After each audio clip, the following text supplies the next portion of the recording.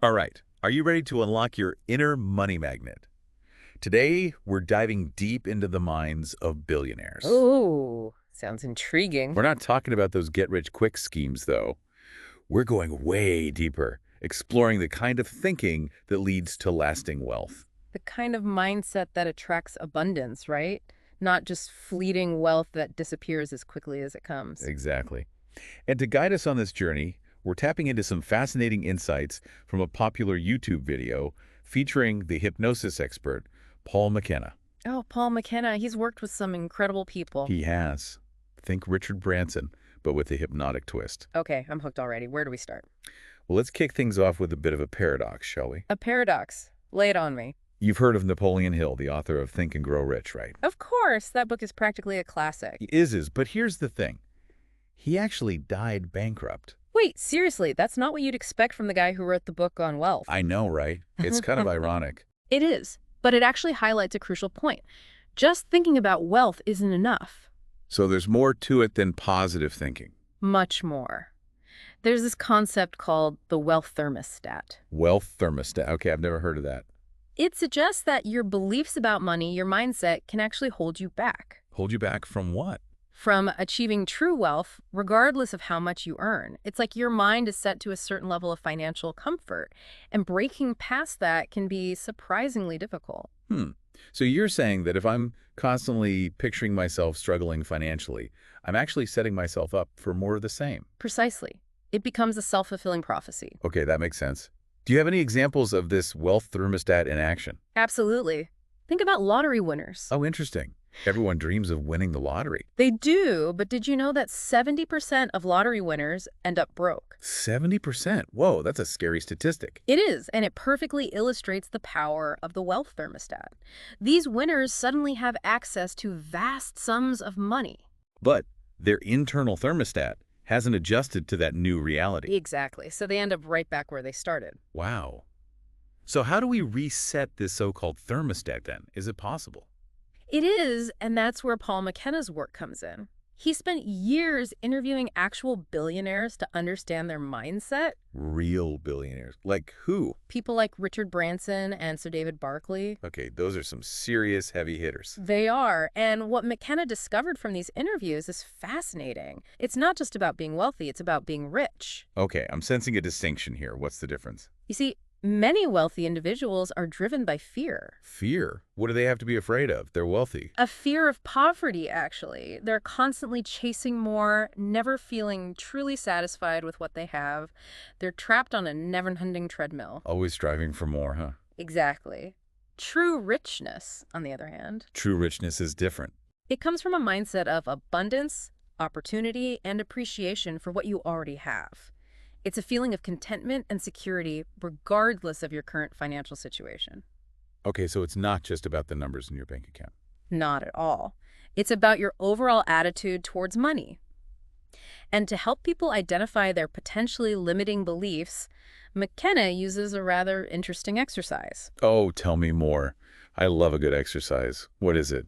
It's simple, really. He suggests taking common beliefs about wealth, Like what? Give me an example. like the saying money is the root of all evil. Okay, I've heard that one before. Now replace the word money with the word shovel. A shovel. Okay, this is where things get interesting. It might sound silly, but say it with me. Shovels are the root of all evil. Shovels are the root of all evil. Huh. You're right, it does sound ridiculous. It does, doesn't it? And that's the point. By replacing money with a neutral word like shovel, you expose the absurdity of some of our deeply ingrained beliefs. Suddenly the idea of money being inherently bad seems kind of silly. Exactly. It's a lighthearted way to detach from the emotionally charged language we often use around money. And this detachment helps us reprogram our subconscious. Reprogram our subconscious. Think of it like hitting the reset button. You start to open yourself up to a mindset of abundance. Okay, that makes sense. But how do we even get to the root of these beliefs in the first place? They feel so ingrained.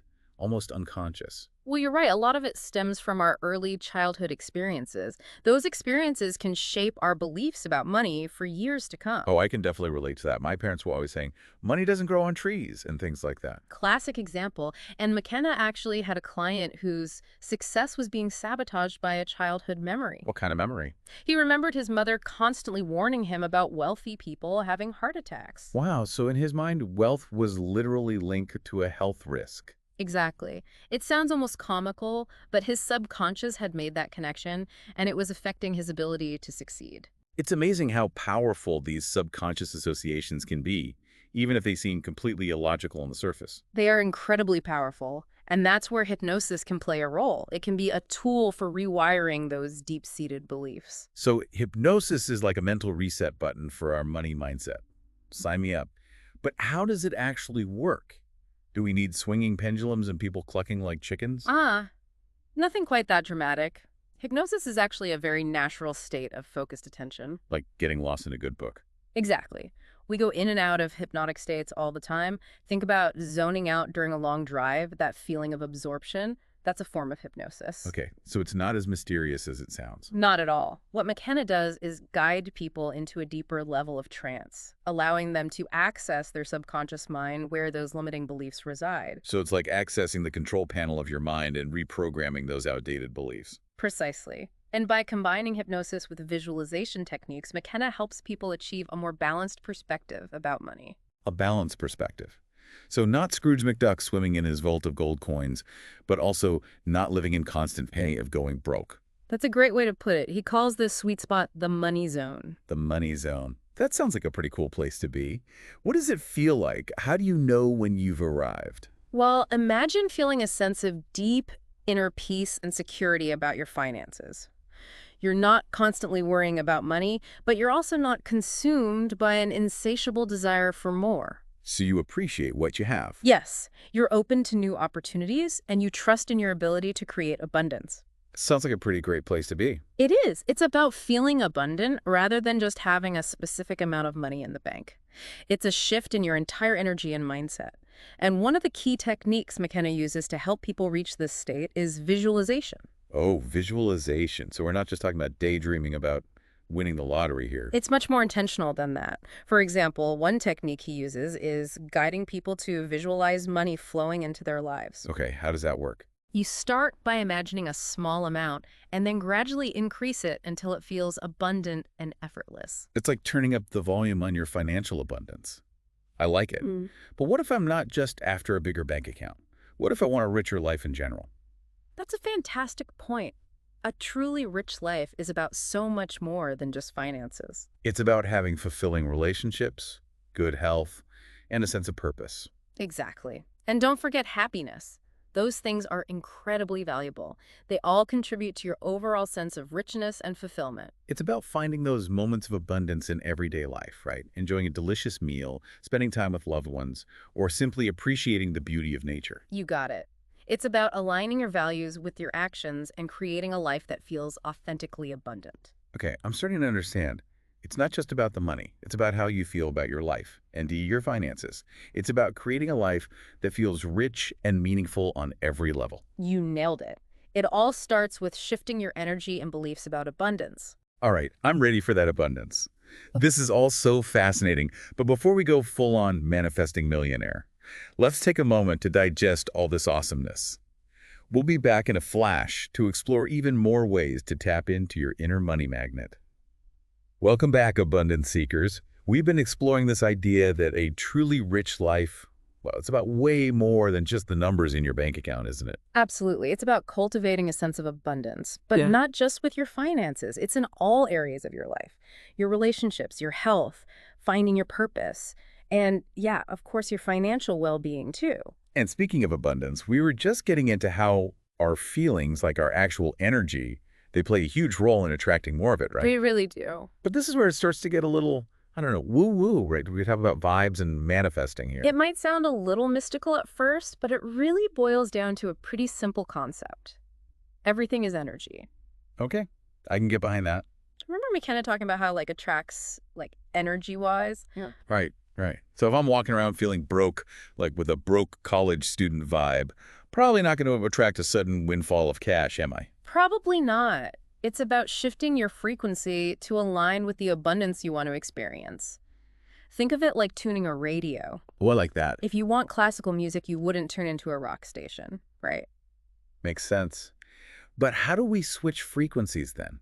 How do I go from ramen noodle to five-star restaurant frequency? Is there a special meditation or something? It's less about specific techniques and more about cultivating a consistent feeling of abundance, but in all areas of your life, not just money. One of the simplest ways to do this, though, is surprisingly powerful: gratitude. Ah, gratitude. The original manifestation technique. So instead of focusing on what I don't have, I should be thankful for what I do have, You got it. even if it's just a roof over my head and decent Wi-Fi. Exactly. It's those little things, appreciating them, celebrating your wins, focusing on the positive aspects of your life, even if they seem small. Okay, so gratitude is key. Got it.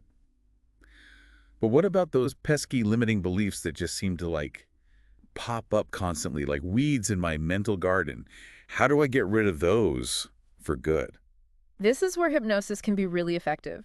McKenna uses it to help people uncover those subconscious beliefs that are holding them back and then reframe them. Remember his client who was afraid of success because he associated it with heart attacks? Oh yeah, it's wild how much those deep-seated beliefs can affect us without us even realizing it, huh? Absolutely. Hypnosis helps you access those deeper levels of your mind and make lasting changes. Think of it like a deep clean for your subconscious. Wipe away those old, dusty beliefs that don't serve you anymore. Okay, so I'm seeing how the pieces fit together now. Gratitude shifts our energy, and then hypnosis helps us reprogram those limiting beliefs. Oh, and we can't forget visualization. You got it. Visualization is like a mental rehearsal for the life you want to create. Remember that technique McKenna talked about, visualizing money flowing into your life? Yeah, you start small and Yeah. then gradually increase the amount. It's like training your mind to expect abundance, right? Right. The key is to make those visualizations as vivid and detailed as possible.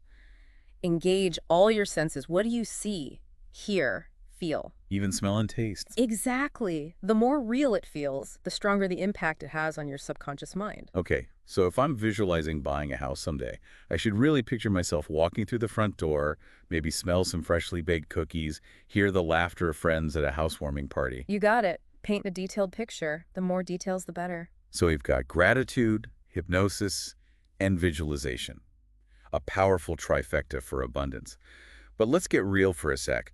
What are some practical steps we can take, in our everyday lives to actually support all of this? Absolutely. One of the simplest but most effective things you can do is track your spending. Ah, budgeting. It's not the most glamorous topic, I know. Mm. But I guess you have to know where your money is going before you can change anything, right? Precisely. And when I say track your spending, I mean really get down to the nitty-gritty. Look at those daily coffees, those impulse buys, all those subscription services you may have forgot about. It's about gaining a crystal clear understanding of where your money is actually going. Shining a light on those sneaky little expenses. Exactly. And once you have that clear picture, you can start making adjustments to align with your goals. Saving for a house, paying off debt, investing, whatever it may be, budgeting gives you that roadmap. All right, budgeting, it's officially on the to-do list. What else can we do to boost our abundance? Another powerful strategy is to focus on adding value. Remember McKenna talking about how you get paid for adding value, whether it's real or perceived. Right, like supermodels. They get paid just for being, rare and desirable. Exactly. And this applies to everyone, no matter what you do. It's about finding ways to contribute your unique talents and abilities to the world. So if I'm an amazing baker, I could start selling my cookies. Or if I'm a social media whiz, maybe offer my services to businesses. Exactly. The more value you add, the more abundance you'll attract into your life. And it doesn't have to be complicated. Even small acts of kindness and generosity can create a ripple effect. I love that. Okay, feeling super inspired now. So we've covered a lot, haven't we? From gratitude and hypnosis to budgeting and adding value. It's really a holistic approach to creating a richer life, both financially and personally. It really is. And remember, it's not about chasing money for the sake of money. It's about aligning your energy with abundance and living a life that feels truly rich and fulfilling on every level. Well said. This has been incredible. We're going to take a quick pause here, let all this sink in. When we come back, we'll wrap things up with some final thoughts and a powerful question to help you unlock your inner money magnet. So stay tuned. All right, we're back, ready to wrap up our deep dive into the minds of, the super rich. I feel like we've uncovered so many gems today. We have. We've covered a lot of ground, haven't we? From the power of beliefs and that whole Napoleon Hill thing. I still can't get over that, honestly. It is surprising. But yeah, we've talked about so much, from those deep-seated beliefs to more practical things like budgeting. And of course, adding value. It's all about creating that richer life, right? Yeah. And not just financially, but in every aspect. Exactly. It's holistic.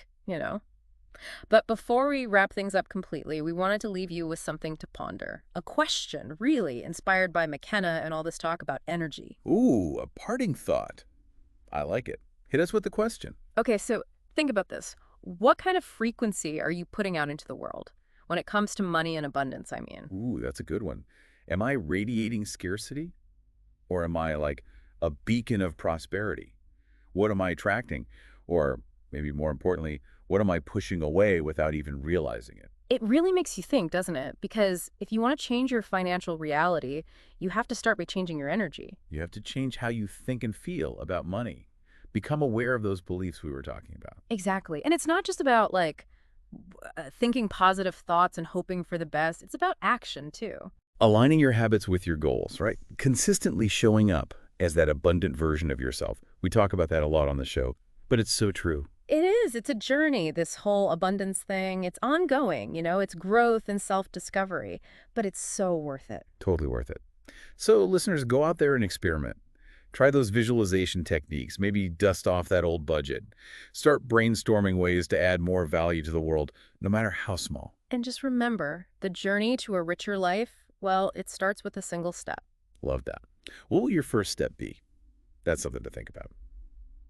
And on that note, that's a wrap for this week's Deep Dive.